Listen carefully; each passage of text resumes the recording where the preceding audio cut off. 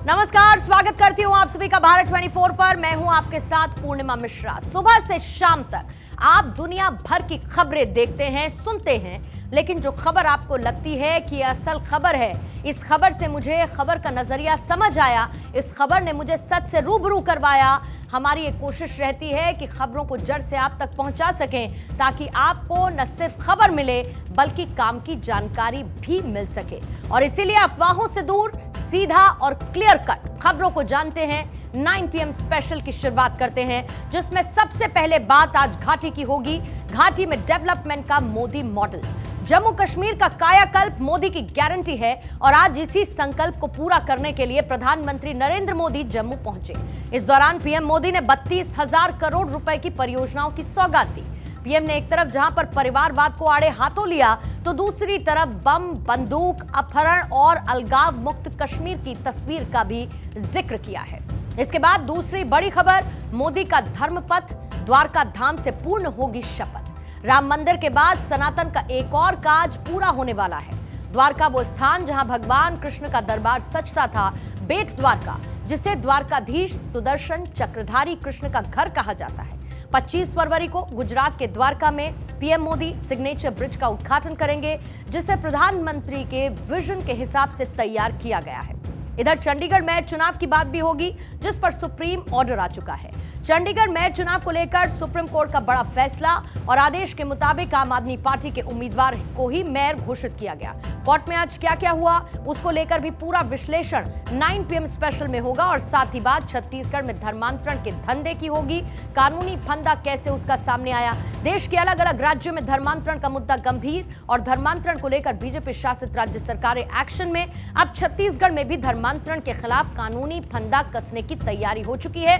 लेकिन आइए सबसे पहले हम शुरुआत करेंगे, और 9 PM स्पेशल में बात हम करने वाले हैं किसी देश की तरक्की के आधार की। और किसी भी देश की तरक्की के 3 पैमाने होते हैं, जिसमें पहला होता है आर्थिक स्थिति, दूसरा रोजगार के अवसर, और तीसरा इंफ्रास्ट्रक्चर। लेकिन ये तीनों असल में आर्थिक स्थिति से ही जुड़े होते हैं। अगर देश की आर्थिक सेहत दुरुस्त तंदुरुस्त रहती है, तो देश में रोजगार के अवसर भी बनते हैं, इंफ्रास्ट्रक्चर भी सुधरता है, और आम लोगों के लिए जरूरी चीजों पर सरकारें जमकर खर्च भी कर सकती हैं। यह सवाल भी लाजमी है कि भारत की आर्थिक सेहत आज की तारीख में कैसी है, और इसे समझने के लिए आपको घाटी की तस्वीर को देखना और समझना जरूरी होगा। जम्मू कश्मीर का कायाकल्प मोदी की गारंटी है, और आज इसी संकल्प को पूरा करने के लिए प्रधानमंत्री नरेंद्र मोदी जम्मू पहुंचे। इस दौरान पीएम मोदी ने 32,000 करोड़ रुपए की परियोजनाओं की सौगात दी। पीएम मोदी ने अपने भाषण की शुरुआत कश्मीरी भाषा में की। पीएम ने विकसित जम्मू कश्मीर के संकल्प को एक बार फिर से दोहराया, और यह कहा कि कश्मीर को विकसित बनाकर ही रहूंगा, 70 साल से लंबित काम को पूरा करूंगा। पीएम ने कहा कि कभी कश्मीर से सिर्फ बम, बंदूक, अपहरण और अलगाव जैसी खबरें आती थी। कश्मीर को दुर्भाग्य के हाथों में छोड़ दिया गया, लेकिन आज कश्मीर पूरी तरीके से बदल चुका है, असल मायने में जन्नत बन चुका है। कश्मीर में दशकों तक परिवारवाद की राजनीति हावी रही। परिवारवाद की राजनीति करने वालों ने सिर्फ अपना हित और अपना स्वार्थ देखा। उन्होंने दूसरों के हितों की, आपके लोगों की चिंता नहीं की। परिवारवाद का सबसे ज्यादा नुकसान अगर किसी को होता है तो वो युवा है, ये कहा प्रधानमंत्री मोदी ने। बहुत दशकों तक परिवारवाद की राजनीति का शिकार रहा है। परिवारवाद की राजनीति करने वालों ने हमेशा सिर्फ अपना स्वार्थ देखा है, आपके हितों की चिंता नहीं की है। प्रदेश के विकास में सबसे बड़ी दीवार आर्टिकल 370 की थी, आर्टिकल 370 की थी। इस दीवार को भाजपा की सरकार ने हटा दिया है।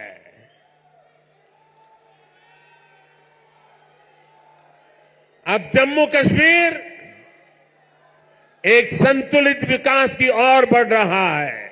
जब देश में वंदे भारत के रूप में आधुनिक ट्रेन शुरू हुई तो हमने इसके शुरुआती रूट्स में जम्मू कश्मीर को भी चुना। हमने माता वैष्णो देवी तक पहुंचना और आसान बनाया।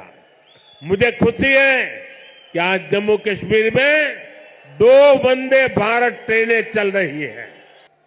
कुछ समय पहले तक यहां के नौजवानों को उच्च शिक्षा के लिए, प्रोफेशनल एजुकेशन के लिए दूसरे राज्यों में जाना पड़ता था। आज देखिए जम्मू कश्मीर शिक्षा और कौशल विकास का बहुत बड़ा केंद्र बनता जा रहा है। 5 अगस्त 2019 को जम्मू कश्मीर से अनुच्छेद 370 को खत्म कर दिया गया और इसके बाद जम्मू कश्मीर में विकास की बयार बहनी शुरू हो गई। मोदी सरकार ने लगातार सौगातें दी और इसी विजन के तहत पीएम मोदी का ये जम्मू दौरा बेहद अहम है, क्योंकि घाटी में विकास को लेकर प्रधानमंत्री नरेंद्र मोदी वचनबद्ध हैं। मुस्लिम मोहल्ले में भी आज मोदी की चर्चा होती है। जम्मू को वर्ल्ड क्लास फैसिलिटी मिल सके, इसका रोड मैप पहले से तैयार है, जिसकी तस्वीर आज दिखाई दी। जम्मू कश्मीर को पीएम मोदी ने आज क्या क्या सौगातें दी, पहले उसके बारे में जानना जरूरी है। सबसे अहम सौगात, जम्मू को आज एम्स मिल गया। जम्मू को आईआईएम की सौगात भी मिली, उसको परमानेंट कैंपस आईआईएम का मिला। कई बड़ी परियोजनाओं का उद्घाटन प्रधानमंत्री ने किया और सैकड़ों नए सरकारी कर्मचारियों को ज्वाइनिंग ऑर्डर भी मिला है।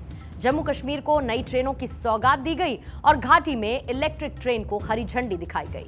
संगलदान बारामूला स्टेशन के बीच ये ट्रेन सेवा शुरू। स्वास्थ्य, शिक्षा, सड़क और विमानन परियोजनाओं का ऐलान। इधर पेट्रोलियम से जुड़ी हुई परियोजनाओं की सौगात भी दी गई और जम्मू हवाई अड्डे का नए टर्मिनल भवन का उद्घाटन भी किया गया है। जम्मू को कटरा से जोड़ने वाले दिल्ली अमृतसर कटरा एक्सप्रेसवे के 2 पैकेज जिनका ऐलान हुआ, तो तीर्थ यात्रियों को माता वैष्णो देवी मंदिर की यात्रा करना इससे बेहद आसान होगा।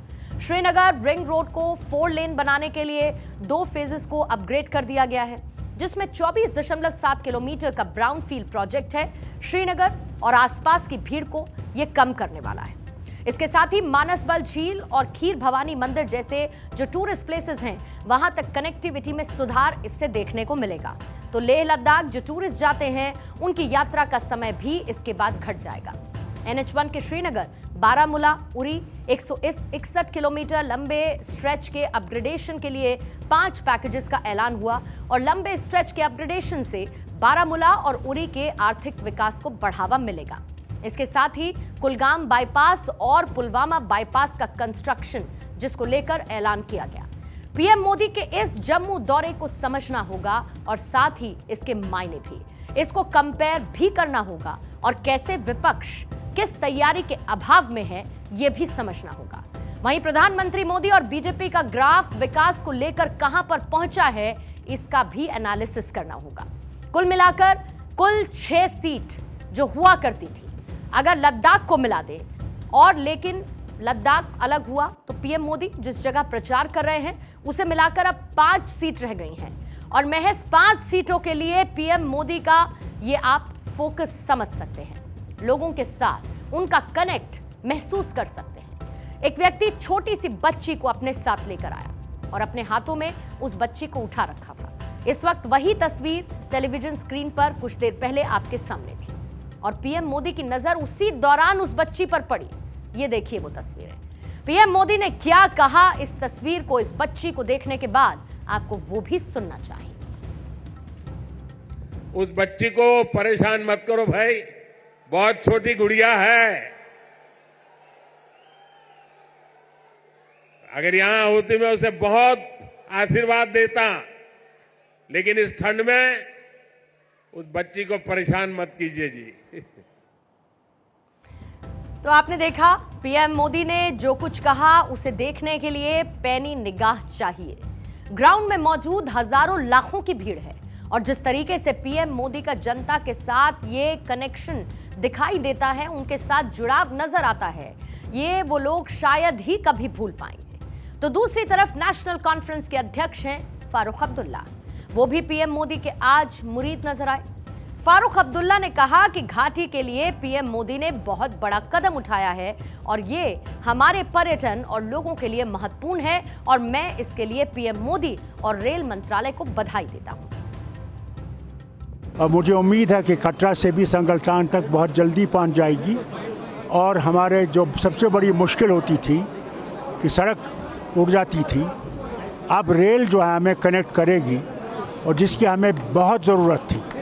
ये हमारे टूरिज़्म के लिए भी बहुत ज़रूरी है, हमारे लोगों के लिए भी ज़रूरी है क्योंकि वो सफ़र कर सकेंगे मुल्क के दूसरे इलाकों में। हमारा जो माल है वो जा सकता है, वहाँ से आ सकता है। ये बहुत बड़ा कदम आज उठाया है और मैं मुबारक करता हूँ रेल मिनिस्ट्री को, प्रधानमंत्री को, जिन्होंने इसमें योगदान दिया।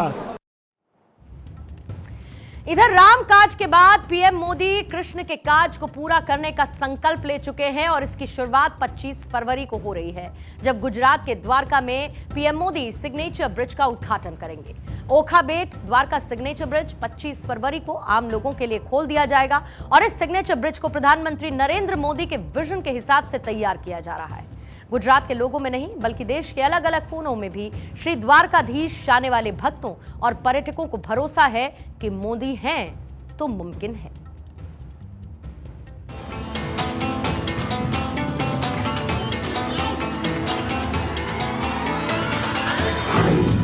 पीएम मोदी का एक और धर्मपथ।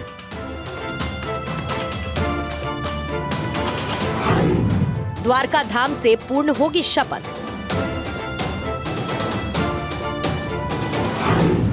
रामलला के बाद श्री कृष्ण का काज। राम मंदिर के बाद सनातन का एक और काज पूरा होने वाला है। द्वारका वो स्थान जहां भगवान कृष्ण का दरबार सजता है। बेट द्वारका, जिसे द्वारकाधीश सुदर्शन चक्रधारी कृष्ण का घर कहा जाता है। गुजराती में बेट मतलब टापू। बेट द्वारका समंदर में टापू पर स्थित है। जैसे कि आज राम नगरी अयोध्या त्रेता युग जैसी दिख रही है, वैसे ही द्वारका और बेट द्वारका को द्वापर युग जैसा बनाने की तैयारी है और इसका संकल्प और काज पीएम मोदी के हाथों पूरा हो रहा है। मीराबाई की जयंती पर मथुरा पहुंचकर पीएम मोदी ने मथुरा वृंदावन कॉरिडोर का ऐलान किया था और अब सनातन का नया सेंटर द्वारका भी तैयार है। भगवान कृष्ण से लेकर मीराबाई तक ब्रज का गुजरात से एक अलग ही रिश्ता रहा। ये मथुरा के कान्हा गुजरात जाकर ही द्वारकाधीश बने थे। 2024 लोकसभा चुनावों से पहले पीएम मोदी गुजरात का दौरा करेंगे। पीएम मोदी अपने दौरे में गुजरात को 2 बड़ी सौगातें देंगे। 25 फरवरी को पीएम मोदी ओखा के बेट द्वारका से जोड़ने वाले सिग्नेचर ब्रिज का उद्घाटन करेंगे। ओखा बेट द्वारका सिग्नेचर ब्रिज 25 फरवरी से आम लोगों के लिए खोल दिया जाएगा। इस सिग्नेचर ब्रिज को प्रधानमंत्री नरेंद्र मोदी के विजन के हिसाब से तैयार किया गया है। प्रधानमंत्री नरेंद्र मोदी ने इस ड्रीम प्रोजेक्ट की नींव अक्टूबर 2017 में रखी थी। गुजरात के मानचित्र पर द्वारका सिग्नेचर ब्रिज नया लैंडमार्क बनेगा। इससे द्वारका के विकास और पर्यटन को पंख लगने की उम्मीद है।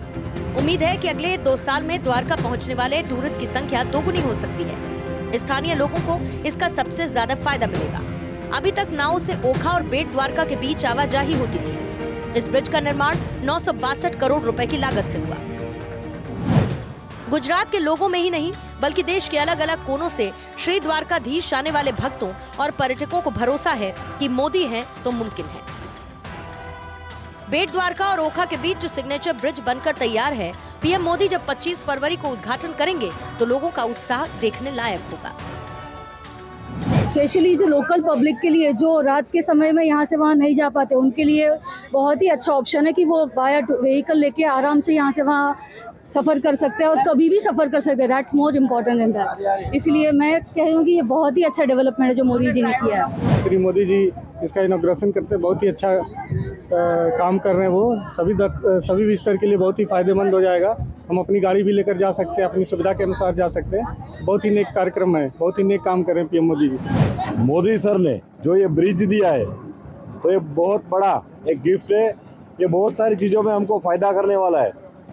जो है हम कह सकते हैं सबसे पहला है टूरिज़्म, दूसरा है समय भी बच जाएगा और बेट के लोगों का आरोग्य, जो हेल्थ का जो उनका एक प्रॉब्लम था वो भी सोल्व होगा। बेट द्वारका और ओखा के बीच बनकर तैयार सिग्नेचर ब्रिज 2.3 किलोमीटर लंबा है। लोग द्वारकाधीश मंदिर में दर्शन भी करेंगे। इस ब्रिज पर गीता के श्लोक लिखे गए हैं और ब्रिज के पिलर पर भगवान कृष्ण के माथे पर बने मोर के पंख को उकेरा गया है, जो काफी दूर से दिखाई देगा। द्वारका पहुंचने वाले टूरिस्ट को एक अलग रोमांच का मजा मिलेगा। वो न सिर्फ नीले समुद्र के ऊपर से फर्राटा भर पाएंगे, बल्कि रात के दौरान रंग बिरंगी रोशनी में अद्भुत सौंदर्य को निहार पाएंगे। इस ब्रिज पर 12 टूरिस्ट गैलरीज बनाई गई हैं, जहां पर वो कुछ देर रुककर कच्छ की खाड़ी के समुद्र को देख पाएंगे। इतना ही नहीं, टूरिस्ट डूबते हुए सूर्य को भी निहार पाएंगे। ब्रिज पर लगे हुए सोलर पैनल से 1 मेगावाट बिजली बनेगी और इस बिजली का उपयोग रोशनी के लिए किया जाएगा। मतलब ये कि पीएम मोदी 25 फरवरी को जब द्वारका में होंगे तो सनातन वोट की गारंटी और पक्की हो जाएगी। इस पूरे प्लान के पीछे सनातन की मजबूत थ्योरी है, जब राम और कृष्ण एक साथ होंगे तो विजय निश्चित होगी। द्वारका सनातन वोट का अहम सेंटर है। द्वारका और बेट द्वारका के 40 वर्ग किलोमीटर के पूरे इलाके को नई पहचान मिलने वाली है।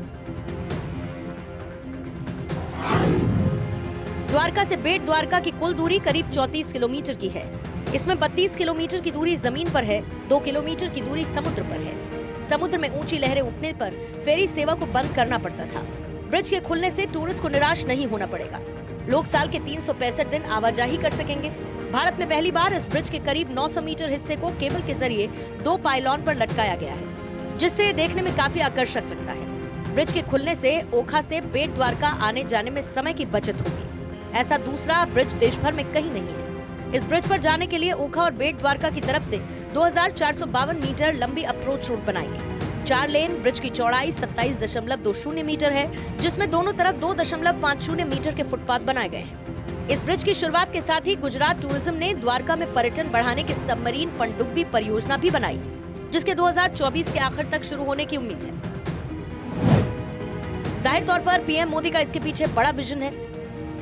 कैसे द्वारका को एक बड़ा रिलीजियस टूरिज्म डेस्टिनेशन बनाना है। द्वारका और बेट द्वारका, जहां कृष्ण का महल है, उसे जोड़ने वाला ये सिग्नेचर ब्रिज सनातन की सबसे बड़ी कड़ी माना जा रहा है। Bureau report, Bharat 24। और इससे पहले पीएम मोदी गुजरात के मेहसाणा जाने वाले हैं। पीएम मोदी मेहसाणा के वालीनाथ महादेव के भव्य मंदिर की प्राण प्रतिष्ठा कार्यक्रम में शामिल होंगे। मेहसाणा के वालीनाथ धाम मंदिर प्राण प्रतिष्ठा महोत्सव की शुरुआत हो चुकी है और 22 फरवरी को गुरु पुष्य अमृत सिद्धि योग में प्रधानमंत्री मोदी मेहसाणा में वालीनाथ महादेव मंदिर की पूजा अर्चना करेंगे। 7 दिन तक शिव महापुराण की कथा सुनाई जाएगी, जिसमें 22 फरवरी के दिन इस दौरान देश के कोने कोने से साधु संत वालीनाथ मंदिर की प्राण प्रतिष्ठा कार्यक्रम में शामिल होंगे। इस धाम से श्रद्धालुओं की काफी आस्था जुड़ी है, जहां पर भगवान कृष्ण ने शिव प्रतिमा की स्थापना की थी। उसी जगह पर यह भव्य मंदिर बन रहा है और पौराणिक मान्यता है कि भगवान श्री कृष्ण जब द्वारका में आकर बसे थे, उस समय वो गुजरात में कई स्थानों और जंगलों का भ्रमण भी कर चुके थे। उत्तर गुजरात के रबारी समुदाय की वालीनाथ महादेव में गहरी आस्था है। हिंदू लोग भी वालीनाथ महादेव की पूजा अर्चना करते हैं। महाभारत काल से लेकर अब तक यहाँ पर भगवान वालीनाथ की पूजा हो रही है और प्राचीन ग्रंथों में भी मंदिर का उल्लेख मिलता है। गोपी के रूप में पहनी गई भगवान शिव अपने कानों में उसको पहनते हैं, उस बाली को, और तब भगवान कृष्ण उन्हें वालीनाथ कहकर संबोधित करते हैं। यही वजह है कि इनका नाम ये पड़ा और तब से लेकर आज तक भगवान शिव की उस मूर्ति को वालीनाथ महादेव के नाम से जाना जाता है। माना जाता है कि भारत का ये पहला मंदिर है जहां पर शिवलिंग के स्थान पर शिव मूर्ति की पूजा की जाती है। आइए अब आगे बढ़ते हैं अगली खबर की तरफ और एक गंभीर मुद्दे की तरफ। ये मुद्दा है धर्मांतरण का मुद्दा, जो देश के लिए चिंता का विषय है। देश के अलग अलग राज्यों से आए दिन धर्म परिवर्तन की खबरें सुनने को मिलती रहती हैं। कट्टरपंथी भोले भाले हिंदू बेटियों को जिहाद के लिए तैयार करते हैं और ऐसी कई तस्वीरें आपने देखी होंगी। धर्मांतरण और लव जिहाद के खिलाफ भारत 24 ने लगातार मुहिम चलाई और अब बीजेपी शासित राज्य सरकारें इसको लेकर फिर से एक्शन में है। उत्तर प्रदेश, उत्तराखंड, हरियाणा और मध्य प्रदेश में ये कानून पहले से लागू है और अब छत्तीसगढ़ में धर्मांतरण के खिलाफ कानूनी फंदा कसने की तैयारी हो रही है। पैसों और सुविधाएं देने का लालच देकर आदिवासियों और दलितों का धर्मांतरण करवाने की घटनाएं रोकने के लिए छत्तीसगढ़ सरकार जल्द ही नया कानून लाने जा रही है। छत्तीसगढ़ की विष्णुदेव साय सरकार धर्मांतरण पर नियंत्रण करने के लिए कानून लेकर आने की तैयारी कर चुकी है। ये कानून पहले से ज्यादा सख्त होगा और इसमें कड़ी सजा का प्रावधान होगा। इसे छत्तीसगढ़ धार्मिक स्वतंत्रता अधिनियम नाम दिया गया है। अफसरों ने कानून को लेकर एक ड्राफ्ट, एक मसौदा तैयार कर लिया है और 3 राज्यों की स्टडी करने के बाद अधिनियम का यह ड्राफ्ट तैयार हुआ। नया कानून लागू होते ही धर्म परिवर्तन से पहले सूचना भी देनी होगी। ड्राफ्ट में 17 पॉइंट्स को शामिल किया गया है। विधानसभा में इसे पेश करने से पहले कुछ संशोधन इसमें होने हैं। जो कि व्यक्ति दूसरे धर्म में जाना चाहते हैं उन्हें कम से कम 60 दिन पहले पर्सनल डिटेल्स के साथ एक फॉर्म भी भरना होगा। इस फॉर्म को जिला प्रशासन कार्यालय में जमा कराना होगा और जिला प्रशासन के अधिकारी आवेदन आने पर पुलिस विभाग से धर्मांतरण के कारणों का पता भी लगाएंगे। मामला अगर संदिग्ध लगा तो पूरे मामले में उसके बाद जांच होगी और दोषी पाए जाने पर सख्त कार्रवाई का प्रावधान भी रहेगा। इस ड्राफ्ट के मुताबिक अगर लालच देकर बलपूर्वक विवाह या फिर धोखे से किसी का धर्म परिवर्तन करवाया जाता है तो धर्मांतरण को अवैध माना जाएगा। इसके साथ ही धर्मांतरण के बाद व्यक्ति को 60 दिन के भीतर एक और डिक्लेरेशन फॉर्म भरना होगा। सजा का क्या प्रावधान होगा वो भी आपको बता देते हैं। कैसे इस कानून को और सख्त किया जा रहा है। 2 या उससे ज्यादा लोगों का धर्म बदलना सामूहिक धर्मांतरण की कैटेगरी में शामिल रहेगा। नाबालिग, महिला, अनुसूचित जाति या फिर अनुसूचित जनजाति के सदस्यों का अवैध रूप से धर्म परिवर्तन कराने का और उस पर दोषी पाए जाने पर कम से कम 2 साल और अधिकतम 10 साल की जेल होगी। इसके साथ ही न्यूनतम 25,000 रुपए का जुर्माना भी लगने वाला है। अवैध तरीके से सामूहिक धर्म परिवर्तन में दोषी पाए जाने पर कम से कम 3 साल और अधिकतम 10 साल की सजा और 50,000 रुपए का जुर्माना होगा। कोर्ट धर्म परिवर्तन के पीड़ित को 5 लाख रुपए तक का मुआवजा भी मंजूर कर सकता है। ड्राफ्ट में यह कहा गया है कि धर्मांतरण अवैध नहीं था, यह साबित करने की जिम्मेदारी धर्मांतरण करने वाले और कराने वाले व्यक्ति की रहने वाली है और इस कठोर कानून की तैयारी भी अब पक्की कर ली गई है। और आइए अब आगे बढ़ते हैं, बात करेंगे चंडीगढ़ मेयर चुनाव की और सुप्रीम कोर्ट के बड़े फैसले की, क्योंकि आज चंडीगढ़ मेयर चुनाव को लेकर सुप्रीम कोर्ट ने ऐतिहासिक फैसला सुनाते हुए आम आदमी पार्टी और कांग्रेस के साझा उम्मीदवार कुलदीप कुमार को चंडीगढ़ का मेयर घोषित कर दिया। यही नहीं, कोर्ट ने चुनाव अधिकारी अनिल मसीह को जमकर फटकार लगाई और उनके खिलाफ नोटिस भी जारी कर दिया है। मामले की सुनवाई करते हुए आज सुप्रीम कोर्ट ने चंडीगढ़ मेयर चुनाव में डाले गए सभी वोटों के अपने सामने दोबारा से काउंटिंग करवाई और जिन बैलेट पेपर्स पर अनिल मसीह ने निशान लगाए थे उन्हें भी गिनने के निर्देश दिए। गिनती के बाद कोर्ट ने गठबंधन के उम्मीदवार को चंडीगढ़ का मेयर घोषित कर दिया। इससे पहले कोर्ट ने कल भी इस मामले में सुनवाई की थी और बैलेट पेपर्स को कोर्ट के सामने पेश करने के निर्देश दिए थे, जिसके बाद आज सीजेआई डीवाई चंद्रचूड़ की अध्यक्षता वाली बेंच ने यह बड़ा फैसला सुनाया। इस दौरान सीजेआई जस्टिस चंद्रचूड़ ने क्या टिप्पणी की, 5 बड़ी बातें सीजेआई की ऑर्डर की, आप वो भी समझिए। पूरा मामला 8 बैलेट पेपर्स का है जिन्हें अवैध करार दिया गया है। जांच के बाद यह पता चला कि इन सभी 8 बैलेट पेपर्स में आम आदमी पार्टी कैंडिडेट के पक्ष में वोट दिए गए, लेकिन चुनाव अधिकारी अनिल मसीह ने इन मत पत्रों पर जानबूझकर स्याही से निशान लगा दिया। वजह, इससे वो इनवैलिड हो जाएगा। कोर्ट ने यह कहा कि चुनाव अधिकारी ने जानबूझकर 8 बैलेट पेपर को खराब करने का काम किया, जबकि कोई भी बैलेट पेपर खराब नहीं था। जस्टिस चंद्रचूड़ ने कहा कि अनिल मसीह की इस हरकत की वजह से चंडीगढ़ मेयर चुनाव के नतीजे ही बदल गए। और यही नहीं, सीजेआई ने कहा कि चुनाव अधिकारी मसीह लगातार कोर्ट में झूठ बोलकर कोर्ट को गुमराह करने का काम करते रहे और इसके खिलाफ उन पर कार्रवाई भी की जाए। कोर्ट के चुनाव अधिकारी अनिल मसीह के खिलाफ सीआरपीसी की धारा 340 के तहत कार्रवाई शुरू करने के आदेश आए हैं। और ये सीजेआई चंद्रचूड़ के आदेश की बड़ी बातें आपने सुनी, लेकिन आज सुनवाई के वक्त दलीलें क्या दी गई, आपको यह भी जानना चाहिए। मसलन कोर्ट में किसने क्या कहा। सुनवाई के दौरान बीजेपी के मेयर कैंडिडेट के वकील ने पक्ष रखते हुए कहा कि अगर सुप्रीम कोर्ट चुनाव रद्द करता है तो फिर नए सिरे से चुनाव करवाए जाने चाहिए। इधर आम आदमी पार्टी कैंडिडेट के वकील ने जवाब देते हुए कहा कि ये लोग नए सिरे से इलेक्शन इसीलिए चाहते हैं ताकि फायदा उठा सके और लोगों को तोड़ सके। इस दौरान सीनियर वकील मुकुल रोहतगी रिटर्निंग अफसर अनिल मसीह की तरफ से पेश हुए और उन्होंने सफाई देते हुए कहा कि मसीह ने सिर्फ इसीलिए बैलेट पेपर्स पर निशान लगाए ताकि वो अवैध और खराब मतपत्रों की पहचान कर उनको अलग रख सके। हालांकि सीजेआई उनकी इस दलील से असंतुष्ट नजर आए। इधर पंजाब सरकार की तरफ से कहा गया कि किसी एक की गलती का खामियाजा दूसरों को नहीं भुगतना चाहिए, क्योंकि चुनाव अधिकारी शुरू से खुद को बचाने की कोशिश कर रहे हैं और वो कोर्ट के सामने भी लगातार झूठ बोल रहे हैं।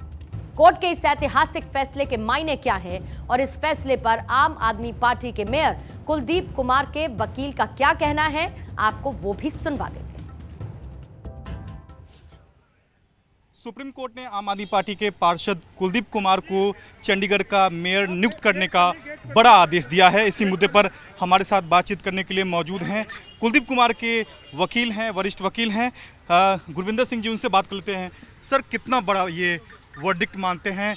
आर्टिकल 142 का सुप्रीम कोर्ट ने इस फैसले में इस्तेमाल किया है। देखिए, जुडिशली ये एक हिस्टोरिकल वर्डिक्ट है जहाँ की सुप्रीम कोर्ट ने ये पाकर कि प्रिजाइडिंग ऑफिसर ने खुद ही इलेक्शन पेपर्स को डीफेस कर इलेक्शन को डीरेल किया है, उसके बेसिस के ऊपर उन्होंने एक तो प्रिजाइडिंग ऑफिसर के खिलाफ एक्शन डायरेक्ट किया है और कोर्ट ने कहा है कि जो 8 इनवैलिड वोट्स थी उनको वैलिड ट्रीट करके और 12 के साथ उनको प्लस कर 20 वोट के बेसिस के ऊपर उनको म्युनिसिपल कॉर्पोरेशन चंडीगढ़ का मेयर डिक्लेयर किया गया। पहले का सर जो चुनाव था उसे रद्द कर दिया सुप्रीम कोर्ट। जी हाँ, कुलदीप कुमार को इलेक्टेड डिक्लेयर किया है और मनोज कुमार की जो इलेक्शन थी उसको सेट असाइड कर दिया। आखिरी सवाल, अनिल मसीह को लेकर show cause notice supreme court ने इशू किया है, उस पर क्या आगे कार्रवाई होगी? उसको 3 हफ्ते का टाइम थ्रू रजिस्ट्रार जनरल दिया गया है कि उनके ऊपर क्यों ना प्रोसीडिंग्स की जाएं कंटेम्प्ट ऑफ कोर्ट की और 340 के नीचे, जिसका उनको जवाब देना है और कोर्ट आगे प्रोसीड करेगी। तो ये थे वरिष्ठ वकील गुरविंदर सिंह, जो कि कुलदीप कुमार जिन्हें सुप्रीम कोर्ट ने मेयर डिक्लेयर किया है उनके वकील थे, जिन्होंने कहा है सीधे तौर पर कि सुप्रीम कोर्ट का आज का ये जो आदेश है वो ऐतिहासिक आदेश है, क्योंकि सुप्रीम कोर्ट ने यहाँ आम आदमी पार्टी के जो पार्षद हैं कुलदीप कुमार, उसे मेयर डिक्लेयर करते हुए जो पहले का जो चुनाव और जो रिजल्ट था उसे सुप्रीम कोर्ट ने रद्द करने का आदेश दिया है। कैमरा पर्सन मोहित के साथ सुमित कुमार, भारत 24, दिल्ली। तो वहीं दूसरी तरफ दिल्ली के मुख्यमंत्री और आम आदमी पार्टी के संयोजक अरविंद केजरीवाल ने इस फैसले पर अपनी प्रतिक्रिया दी। उन्होंने कहा कि ये इंडिया यानी कि गठबंधन की पहली जीत है और इस जीत को हम छीन कर लेकर आए हैं। इसके साथ ही उन्होंने ये भी कहा कि बीजेपी फैसले चुराती है, हम जीत को छीन कर लेकर आए हैं और ये लोकतंत्र की असल मायने में जीत है। अरविंद केजरीवाल इसके साथ साथ भगवंत मान कोर्ट के इस फैसले को लेकर काफी खुश नजर आए और बीजेपी पर हमलावर भी रहे। क्या कहा अरविंद केजरीवाल ने, आपको वो भी सुनवा देते हैं। साफ साफ था कि 20 वोट इंडिया गठबंधन के थे, 16 वोट बीजेपी के थे। 20 में से 8 वोट किस तरह से इंडिया गठबंधन के वोट गलत तरीके से इनवैलिड डिक्लेयर कर दिए गए और इंडिया गठबंधन के कैंडिडेट कुलदीप कुमार को हारा हुआ डिक्लेयर कर दिया गया, बीजेपी के कैंडिडेट को जीता हुआ डिक्लेयर कर दिया गया और आज रिजल्ट डिक्लेयर कर दिया। ये मुझे लगता है कि भारतीय इतिहास के अंदर शायद पहली बार हुआ है। तो जाहिर है कि आम आदमी पार्टी इसको एक बड़ी जीत के तौर पर देख रही है, तो वहीं दूसरी तरफ आरोप बीजेपी पर और बीजेपी के लिए झटका इसको विपक्ष मानता हुआ देख रहा है। ये तो हो गई आज की खबर। लेकिन इससे पहले ये मामला लंबा चला। प्रिसाइडिंग ऑफिसर सवालों के घेरे में रहे, मसीह सवालों के घेरे में रहे और आज उनको शो कॉज नोटिस भी जारी कर दिया गया। जाहिर है कि आने वाले वक्त में सुप्रीम कोर्ट की इस तल्ख टिप्पणी के बाद कंटेम्प्ट ऑफ कोर्ट और इसके साथ ही कई और गंभीर मामलों में उनको दोषी ठहराए जाने के साथ उन पर कठोर कार्रवाई भी की जा सकती है। लेकिन इससे पहले सोमवार को सुप्रीम कोर्ट ने मेयर चुनाव के सभी बैलेट पेपर्स और साथ ही चुनाव से जो जुड़े हुए वीडियोस थे, जिनको इस वक्त आप स्क्रीन पर भी देख रहे हैं, इन वीडियोस को दिल्ली तलब किया था। जाहिर है इस वीडियो को लेकर कोर्ट पहले भी सवाल खड़े कर चुका था। जिस तरीके से प्रिसाइडिंग ऑफिसर लगातार कैमरे की तरफ इन बैलेट पेपर्स पर निशान लगाने के साथ देख रहे थे, दलील इसको लेकर भी दी गई। दलील ये दी गई कि वो कैमरे में क्योंकि शोर मच रहा था, हल्ला हो रहा था, नारेबाजी हो रही थी और ये वो देखना चाहते थे कैमरे में देखने के साथ साथ कि ये सब कुछ रिकॉर्ड तो हो रहा है। हालांकि इस दलील को कोर्ट की तरफ से जरूर खारिज किया गया, लेकिन ये तमाम वीडियोस दिल्ली तलब किए गए और इसी दौरान रिटर्निंग ऑफिसर अनिल मसीह को कोर्ट में लगातार मौजूद रहने के लिए कहा गया। ये भी कहा गया आज कि अनिल मसीह लगातार इस मामले में कोर्ट को गुमराह करते रहे, झूठ बोलते रहे, खुद को बचाने की कोशिश भी करते रहे। अब आपको ये बता देते हैं कि आखिर 30 जनवरी को चंडीगढ़ मेयर चुनाव में हुआ क्या था, यानी कि इस कहानी का पहला पन्ना आपके सामने रख देते हैं। लेकिन उससे पहले चंडीगढ़ नगर निगम का गणित भी आप समझिए और क्यों ये आम आदमी पार्टी के लिए महत्वपूर्ण है। चंडीगढ़ नगर निगम में कुल मिलाकर हैं 35 पार्षद और इसमें बीजेपी के हैं 14, आम आदमी पार्टी के हैं 13 और कांग्रेस के 7 पार्षद इसमें शामिल हैं। वहीं दूसरी तरफ अकाली दल के भी 1 पार्षद इस प्रक्रिया में शामिल थे। हालांकि अब आम आदमी पार्टी के 3 पार्षद बीजेपी में शामिल हो चुके हैं, यानी कि 14, 7 और इसके साथ ही बाकी आंकड़े। ये चंडीगढ़ नगर निगम का अंकगणित आपके सामने रहा। अब आप जरा ये भी समझिए कि 30 जनवरी को आखिर ऐसा हुआ क्या कि ये मामला सुप्रीम कोर्ट की दहलीज तक पहुंच गया। इसको लेकर जमकर सियासत और बयानबाजी इससे पहले भी हुई। अरविंद केजरीवाल ने गंभीर आरोप लगाए और प्रिसाइडिंग ऑफिसर सवालों के घेरे में आ गए। दरअसल इस चुनाव को पहली बार INDIA यानी कि विपक्षी गठबंधन के लिटमस टेस्ट के तौर पर देखा जा रहा था। जाहिर है क्योंकि इसमें आम आदमी पार्टी और कांग्रेस दोनों की भूमिका है और दोनों ही विपक्षी गठबंधन का हिस्सा है। पहली बार गठबंधन के तहत आम आदमी पार्टी और कांग्रेस ने मिलकर चुनाव लड़ा था और इसीलिए इसमें जो कुछ भी होता वो विपक्षी गठबंधन के भविष्य को नए सिरे से तय करता।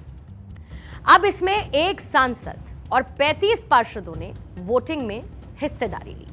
इसमें बीजेपी कैंडिडेट को कुल 16 वोट मिले थे, यानी कि 14 वोट बीजेपी के, 1 अकाली दल और 1 चंडीगढ़ से बीजेपी सांसद यानी कि किरण खेर का। कुल मिलाकर यह संख्या 16 हो। अभी इधर गठबंधन के उम्मीदवार को कुल 20 वोट मिले। इसको भी अलग अलग कर लेते हैं, जैसे कि आम आदमी पार्टी के 13 और कांग्रेस के 7 वोट इसमें शामिल रहे, जो कि कुल मिलाकर संख्या होती है 20। लेकिन हुआ क्या? पूरा खेल कब शुरू हुआ? जब चुनाव अधिकारी ने इनमें से 8 वोट को खारिज कर दिया, जिसका जिक्र इससे पहले मैंने किया। बैलेट पेपर्स पर जो निशान प्रिसाइडिंग ऑफिसर की तरफ से, अनिल मसीह की तरफ से लगाया गया, जिसके बाद वो वोट इनवैलिड हो गए और गठबंधन उम्मीदवार कुलदीप सिंह टीटा को सिर्फ 12 ही वोट मिले। इस तरीके से बीजेपी उम्मीदवार 4 वोटों से ये चुनाव जीत गए। यही जो 4 और साथ ही 8 का डिफरेंस था, यानी 8 बैलेट पेपर्स जिनको सही आज कोर्ट की तरफ से बताया गया। हुआ क्या? उसके बाद कांग्रेस और आम आदमी पार्टी चुनाव में धांधली के आरोप लगाते हुए सुप्रीम कोर्ट की दहलीज तक पहुंची और उसके बाद सुप्रीम कोर्ट में इस मामले को लेकर लगातार सुनवाई हुई और उसका फल यह हुआ कि आखिरकार सुप्रीम कोर्ट ने कुलदीप को चंडीगढ़ का मेयर घोषित कर दिया। बीजेपी के लिए बड़ा झटका और आम आदमी पार्टी और विपक्षी गठबंधन की जीत के तौर पर आज का दिन उनके लिए बढ़िया रहा।